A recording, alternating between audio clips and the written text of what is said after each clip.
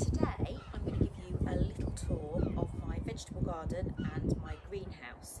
Now my greenhouse is very small, it's only 6 foot by 8 foot, and originally it was brown and I painted it this very dark greeny blue colour about 18 months ago, and then I stenciled the floor. If you can see, it's just a concrete slab floor, and I stenciled it and sealed it again about 18 months ago using a very dark blue and stencils from Dizzy Duck Designs, and I'll pop them in the description box below.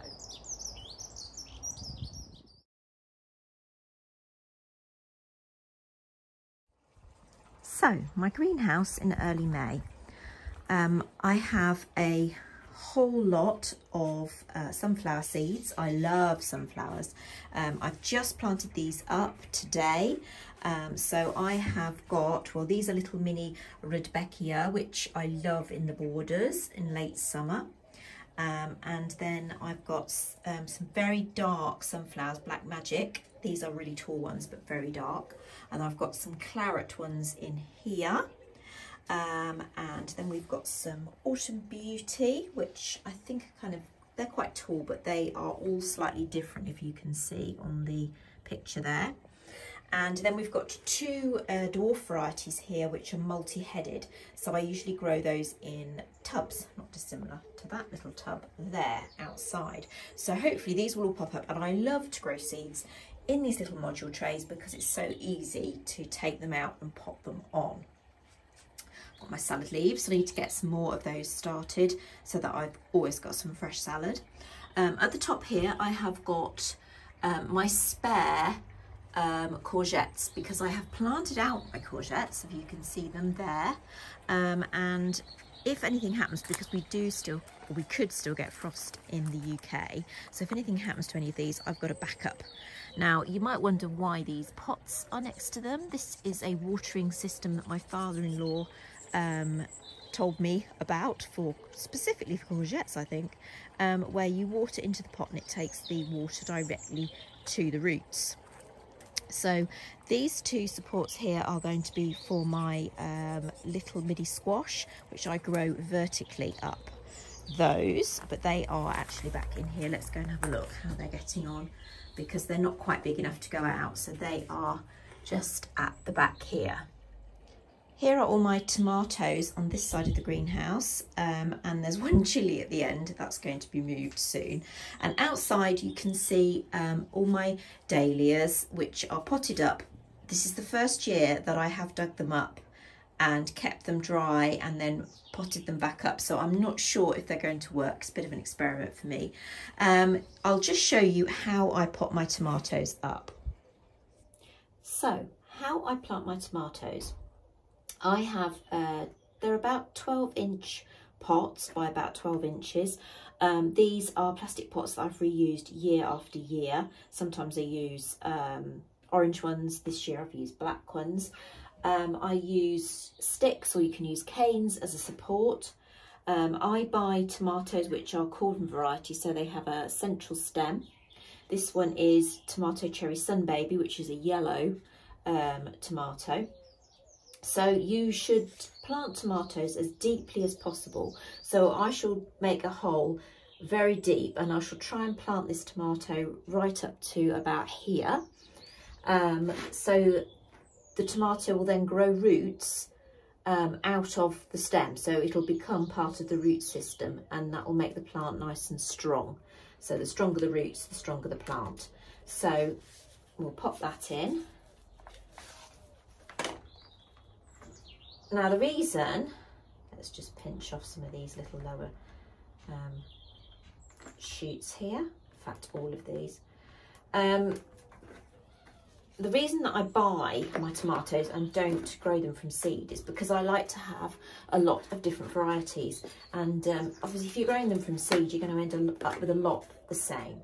So I like to have a variety. I've got baby red cherry tomatoes.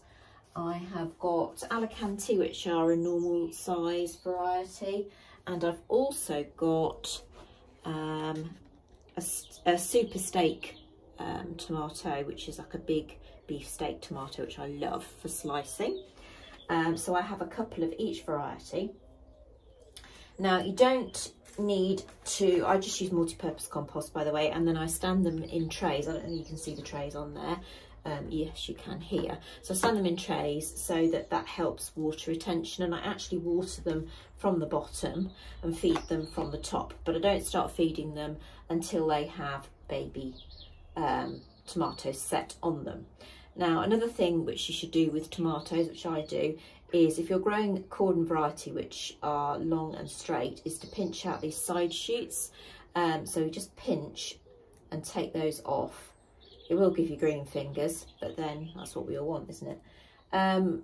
When they've got a bit bigger, so maybe up to, well, maybe twice the size of this, I'll start to tie them into this stick or stake, and then I will support the stakes at the top with some string. Now, as well as tomatoes along this side of the greenhouse, I'm going to be having some aubergines, I think you call them eggplants in the US, and also some mini cucumbers, which I plant in pot here and grow the cucumbers up a vertical obelisk. And I'm going to put the aubergines in front of the tomatoes down here. So my aubergines are just coming, no, these are the cucumbers. These are the cucumbers, so they're okay. They're getting their true leaves, but they're not quite big enough to pot on yet. And then these are my aubergines, which took forever to germinate, but they are now growing very slowly. I have had a little bit of a sort out in my crates because I keep all the unsightly bits and pieces like plant food, spare pots, bags of compost, etc, etc. I think we've even got some pine cones from the winter there stored away. So I've had a little sort out with these, but yes, tidied up a little bit. Right, let me just show you what else I've got out here. There's my topiary squirrel, has lights on. This is my little table next to the greenhouse where I do a little bit of potting up sometimes. I've got a water butt down there, lots of spare pots, my little shelves and my little shed, which is very handy. And then we've got my outside tap, essential. And then I just want to show you my red currant bush. Look at all the red currants on there. I mean, honestly, it's going to be loaded. I'm going to have to make sure I pick those before the birds get them. I've got my strawberries, which I just planted this spring. And then there are two new blackcurrant bushes, just here and here. They won't do anything this year because they fruit on the second year growth, so they'll have to wait. And I've got a little blueberry in a pot at the back. And then in this bed, this is my old ladder. I got this ladder from my mother-in-law's. I found it in her shed. I think it's from the 1940s or 50s. It might even be earlier than that, but I absolutely love it. Just keep pots on it, whatever. So I've just planted out my baby sweet corn, which is not hardy, but I've taken a risk with that also. I have planted it in a grid system, but apparently you don't have to with this variety because it's mini baby sweet corn, which you pick at about this size. So the plants don't get as big. They'll probably get as tall as these pea sticks next to them by the end of the summer. I've also got some longitude peas, which I've put out. Peas are hardy, so they're absolutely fine. And they are growing up and grabbing hold of the string already, so I'm really pleased with those. And they are a great crop. They just go on and on and on. So let's just look back down. There you go. I have a everlasting sweet pea here, which is just in this pot. It just romps away, so we should get some sweet peas on that very soon. And on the back of the wall here is a very, very old vine, grapevine.